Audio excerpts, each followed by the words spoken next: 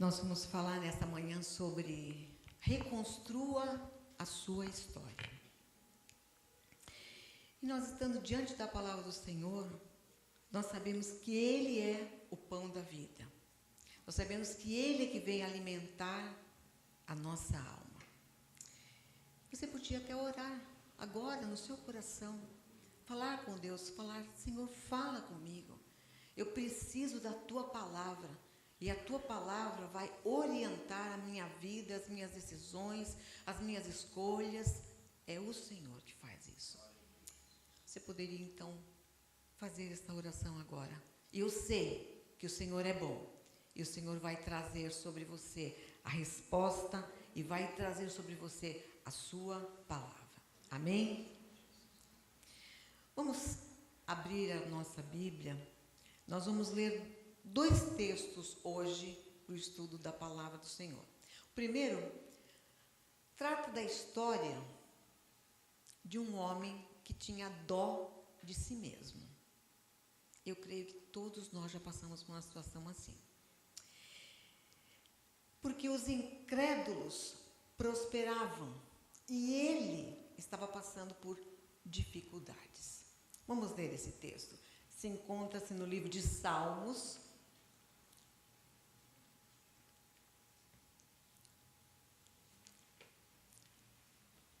capítulo 73.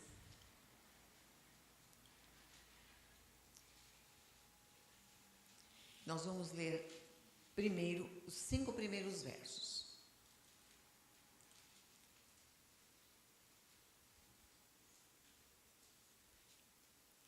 Salmos, número 73, versos de 1 a 5. Verdadeiramente bom é Deus para com Israel, para com os limpos de coração. Quanto a mim, os meus pés quase se desviaram. Pouco faltou para que escorregasse os meus passos. Pois eu tinha inveja dos soberbos, ao ver a prosperidade dos ímpios. Para eles não há preocupações. O seu corpo é forte e sadio. São livres das tribulações dos mortais. Não são afligidos como os outros homens.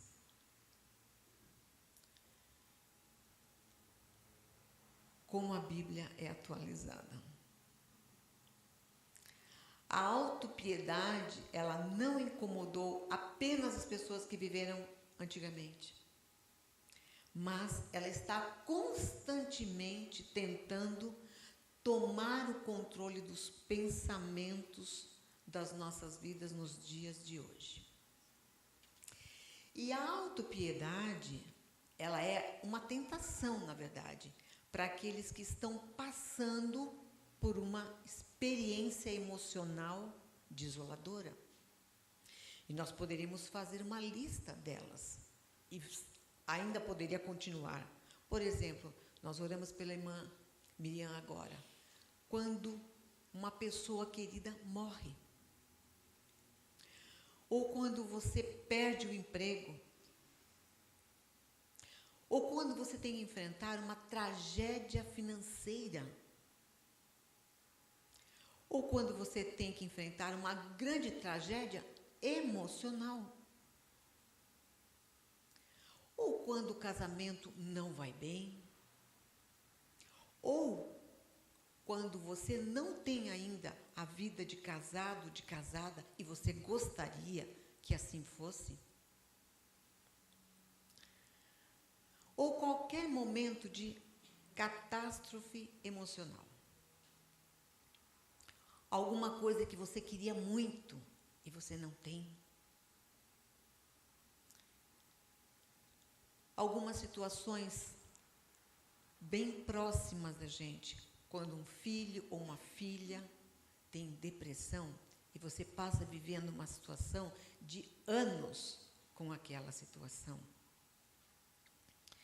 Então, quando nós enfrentamos coisas assim, desse tipo, nós permitimos que o inimigo número 1, eu considero que é o inimigo número 1 das nossas vidas, que é o sentimento de autopiedade, tome controle das nossas vidas. Nós temos limitações que nós mesmos temos imposto a nós mesmos, as nossas vidas, ou então que permitimos que outras pessoas impusessem. E a vida nem sempre é fácil. Mas quando nós superamos as adversidades, nós nos tornamos mais fortes e mais gratos pelas oportunidades. Eu li uma vez uma história verídica de um jogador de futebol americano, cuja mãe faleceu alguns dias antes de um grande jogo. E o técnico, ele não sabia o que fazer, pois ele era o melhor jogador do time. Vamos pensar no Messi, vamos pensar no Neymar. Então, quem iria substituí-lo? E aquele jogo era decisivo. Mas o técnico, ele sentiu que ele deveria deixar a escolha de jogar ou não para ser tomada pelo jogador. E as pessoas não esperavam que ele comparecesse ao jogo, mas ele estava lá. E enquanto as equipes estavam no aquecimento, antes do jogo, o jogador foi até a arquibancada. E algumas fileiras estavam cobertas por um pano preto. Então o jogador pensou e disse: mãe, estou jogando esse jogo para você. Voltou para o campo e jogou melhor do que nunca, levando a sua equipe à vitória. E com isso me lembrei de uma frase que Winston Churchill disse. Ele fez uma diferença, uma comparação entre o pessimista e o otimista. E ele disse: um pessimista vê dificuldade em toda oportunidade. E um otimista vê oportunidade em toda dificuldade. Então, não importa o que aconteça, você ainda escolhe como irá reagir. O jogador que eu comentei agora, ele poderia ter se sentado e chorado. Ele poderia ter sentido pena de si mesmo ou ter motivado um sentimento de pena tão intenso que a equipe inteira seria afetada, o que levaria à perda do jogo. E ele estava ferido, sim, claro, ele estava, e nós sempre nos ferimos quando coisas ruins acontecem conosco. Mas este jogador, recusou-se a misturar aquela dor com o ingrediente da derrota, da autopiedade. Então, é o que nós precisamos fazer.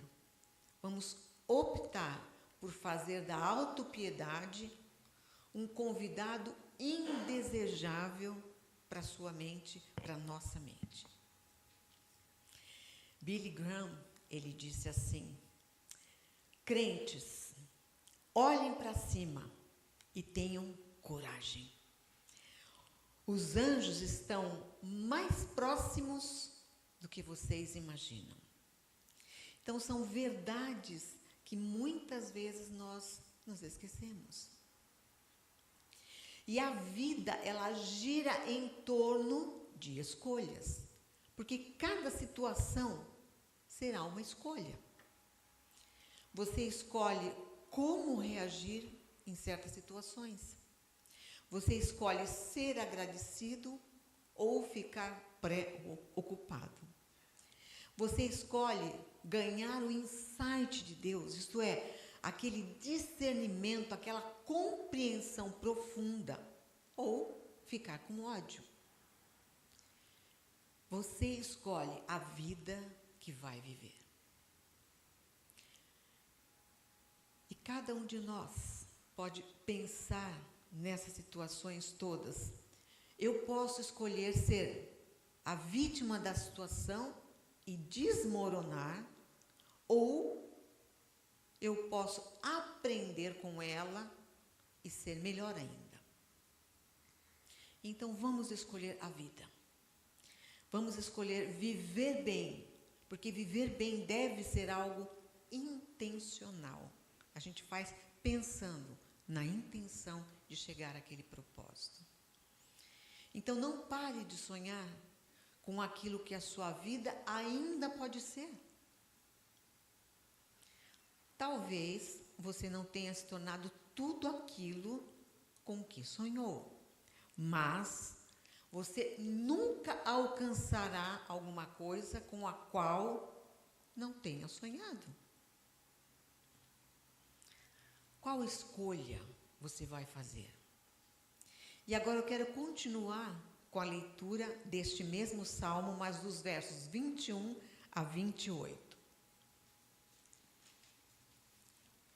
Salmos 21, 73, 21 a 28. Quando o meu coração se amargurou, as entranhas se me comoveram. Estava embrutecido e nada sabia. Era como irracional perante ti. Todavia estou de contínuo contigo.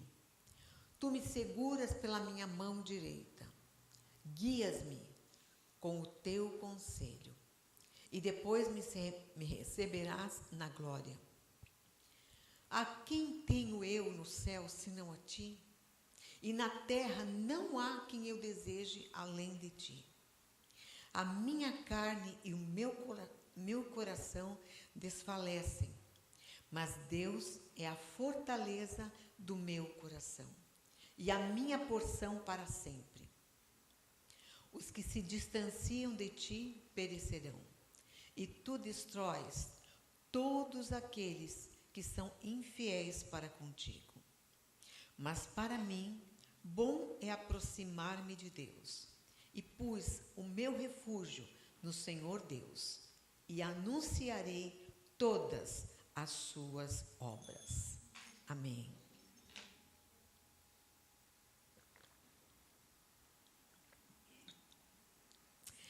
Toda escolha implica perdas. E agora nós vamos ler um outro texto que eu falei para vocês, no livro de Neemias. E nós vamos entrar na história do que aconteceu com este homem. Neemias, capítulo 1 e capítulo 2. Nós vamos ler alguns versos. Primeiro, no primeiro capítulo, os versos de 5 a 7, e depois o verso 11. Neemias 1, de 5 a 7, e depois o verso 11. Se você puder, vamos fazer essa leitura e vamos nos colocar em pé.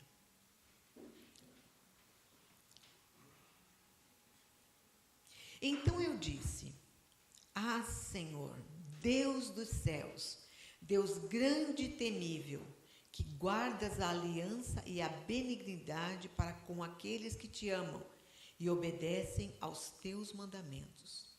Estejam atentos os teus ouvidos e os teus olhos abertos para ouvires a oração do teu servo, que hoje faço perante ti de dia e de noite, pelos filhos de Israel, teus servos.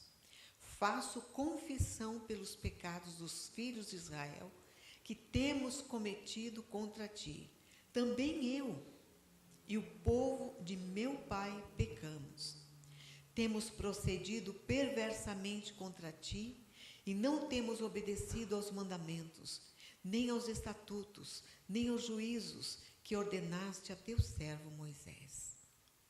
Amém. Você pode tomar assento. Agora eu vou ler o verso 11. Ah, Senhor, estejam atentos os teus ouvidos à oração do teu servo e à dos teus servos que se deleitam em reverenciar o teu nome. Dá êxito a teu servo, concede-lhe favor perante este homem. E nessa época eu era copeiro do rei. Toda escolha implica perdas. Nós vemos aqui Neemias fazendo a oração. E nós vemos aqui que Neemias foi para reconstruir, o que é mais difícil do que construir. Ele estava em miséria, ele estava em desprezo, ele chorou, ele fez uma oração, ele orou e jejuou, mas ele teve uma atitude. Agora vamos para Neemias, vamos ler no capítulo 2, o primeiro e o segundo verso.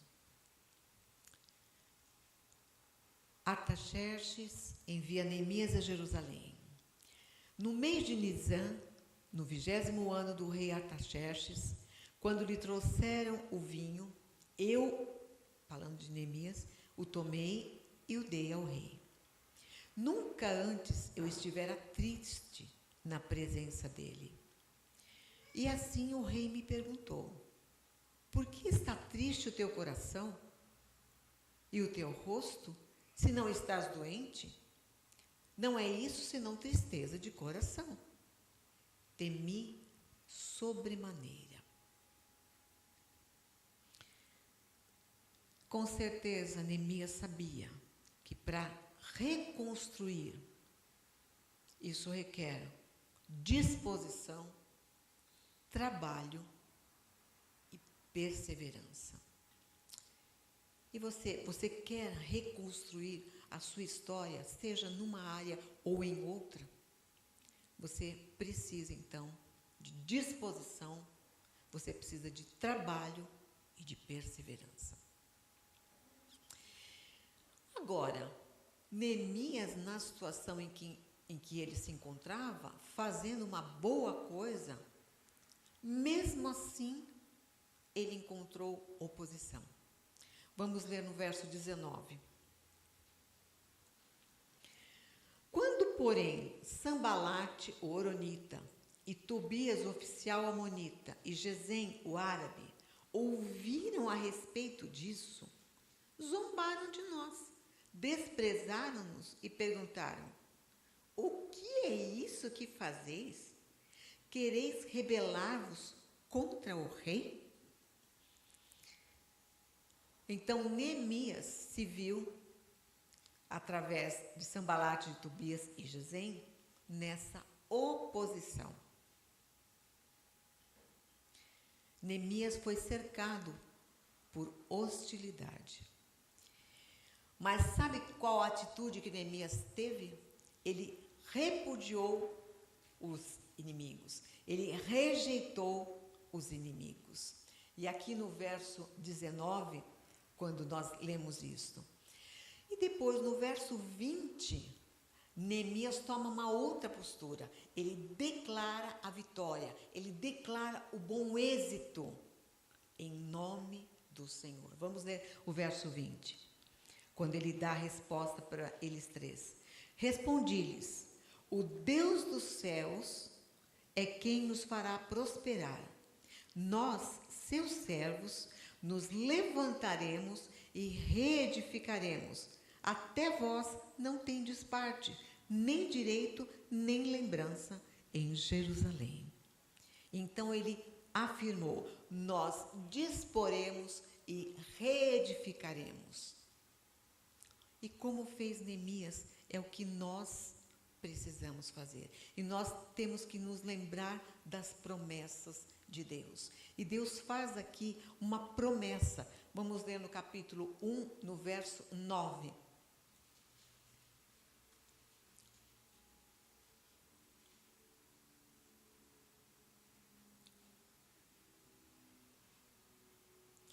Mas se voltardes para mim, obedecerdes aos meus mandamentos e os cumprirdes, ainda que, às vezes, esta é a situação, ainda que os vossos exilados estejam na extremidade do céu, de lá os ajuntarei e os trarei ao lugar que escolhi, para lhe fazer habitar o meu nome. Ainda que aconteça muitas coisas na vida, mas nós temos essa promessa do Senhor. Ele ajuntará e trará para o lugar que Ele tem escolhido para nós estarmos louvando o seu nome. E com isso, nós precisamos sair da zona de conforto. A zona de conforto é onde os sonhos morrem. Mas nós temos as promessas de Deus. E Deus tem promessas para aquele que crê e para aquele que age. E é isso que nós esperamos. E é assim que nós vamos reconstruir a nossa história em Deus. Que o Senhor nosso Deus te abençoe e que Ele faça coisas lindas na sua vida, porque só Ele pode fazer. Ele é o Deus Todo-Poderoso e que nos ama com profundo amor. Amém?